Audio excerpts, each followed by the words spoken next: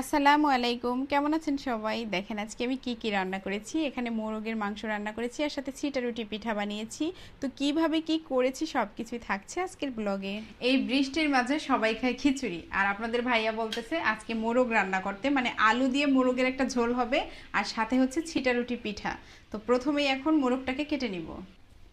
এবার হচ্ছে মুরগিটাকে কেটে নিব। আমি যখনই বাড়িতে যাই মা এরকম দেশি মুরগি রান্না করে, দেশি মুরগির ঝোল আর সাথে হচ্ছে ছিটা রুটি পিঠা। সবাই মিলে খাই তো খুবই ভালো লাগে। তো হঠাৎ করে আপনাদের ভাইয়াও খেতে চাইলো, তাই ভাবলাম যে বানিয়ে ফেলি। আর মুরগিটা অনেক শক্ত, কাটতে একটু সমস্যা হচ্ছে। আজকে দেশি মুরগি রান্না করব একদম গ্রামীণভাবে, মানে আমাদের মা চাচিরা যেভাবে রান্না করে অল্প মশলা দিয়ে ওইভাবে রান্না করব। বৃষ্টি নামলেই আমার শুধু এটা ওটা খেতে মন চায়। কি আর বলবো, আপনাদেরও কি এরকম হয়? মাংসগুলোকে খুব সুন্দর করে ধুয়ে নিয়েছি, এবারে চলুন রান্না বসিয়ে দিই। চুলে একটা কড়াই বসিয়ে দিয়েছি, এবার এখানে পরিমাণ মতো তেল দিয়ে দিলাম। এই পর্যায়ে আমি এখানে দারুচিনি দিয়ে দিব প্রথমেই। এবারে বেশ খানিকটা পেঁয়াজ দিয়ে দিব।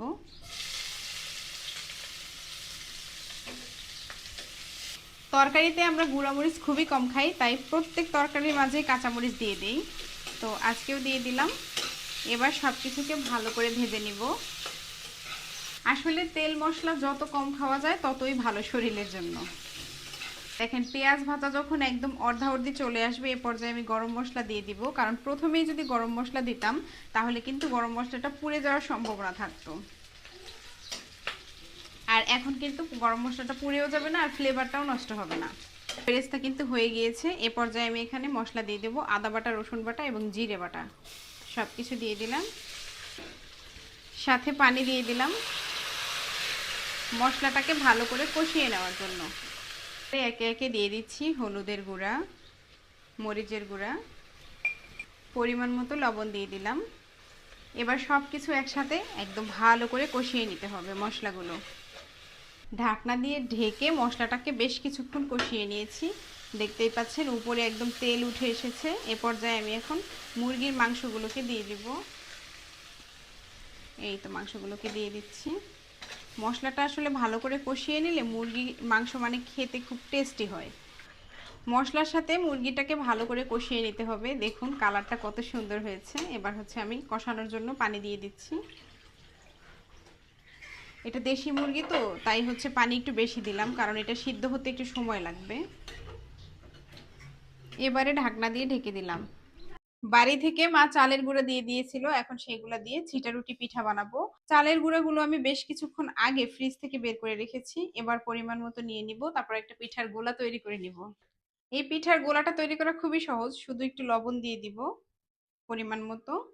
আর এখানে অল্প অল্প পানি দিয়ে একটা গোলা তৈরি করে নিতে হবে। বেশি পানি একসাথে দেওয়া যাবে না, তাহলে নষ্ট হয়ে যেতে পারে। এই জন্য অল্প অল্প পানি দিব আর পাতলা একটা ব্যাটার তৈরি করে নিব। দেখুন কেমন পাতলা একটা ব্যাটার তৈরি করে নিয়েছি। ছিটা রুটি বানানোর সময় ব্যাটারটা কিন্তু এরকম পাতলাই হতে হবে। তো এবার হচ্ছে পিঠাগুলো বানিয়ে নিব। এক পাশে মাংসটা হচ্ছে আর এদিকে আমি পিঠা বানিয়ে নেব। এই তেল দিয়ে দিয়েছি, এবার তেলটা একটু হালকা ব্রাশ করে নেব। এবারে পিঠাগুলোকে বানিয়ে নেব। তো দেখেন আমি কিভাবে পিঠাটা বানাচ্ছি। এই দেখেন, এই যে এরকম ছিটেই ছিটাইয়ে ছিটা রুটি পিঠা বানাতে হয়, খুব সহজ বানানো। অনেকে মনে করে পিঠা বানানো কতই না জানি কঠিন, আসলে কিন্তু কিছুই না। মানুষ চাইলে কি না পারে বলেন। এই তো বানিয়ে ফেললাম। এবার ঢাকনা দিয়ে একটু কিছু সময়ের জন্য ঢাকনা দিয়ে ঢেকে দিব। ঢাকনাটা তুলে দেখুন হয়ে গেছে। আর পিঠাটা যখন হয়ে যাবে তখন কিন্তু সাইড থেকে এমনিতেই উঠে আসবে। তো এবার এই যে এভাবে একটা শেপ দিয়ে নিব। তো দেখুন এভাবে হচ্ছে আমি ছিটা রুটি পিঠাগুলোকে বানিয়ে নিব। এই তো দুইটা বানানো হয়ে গেছে অলরেডি। শুধু কি পিঠা বানালেই হবে? মাংসটাকেও তো দেখতে হবে, মাংসটাকেও নেড়ে চেড়ে দিচ্ছি। এই তো আর কিছুক্ষণের মধ্যেই ঝোলটা শুকিয়ে আসবে। মাংস কষানো হয়ে আসছে। এ পর্যায়ে আমি এখানে এই যে আলু দিয়ে দিব। আর পিঠার সাথে আলু খেতে ভালো লাগে, তাছাড়া আমার বাচ্চারা খুবই পছন্দ করে আলু। এই জন্য হচ্ছে আমি মানে সব মাংসতেই মোটামুটি আলু দেই। আলু আর মাংসটাকে ভালো করে কষিয়ে নিয়েছি। এবার ঝোলের জন্য পানি দিয়ে দিব।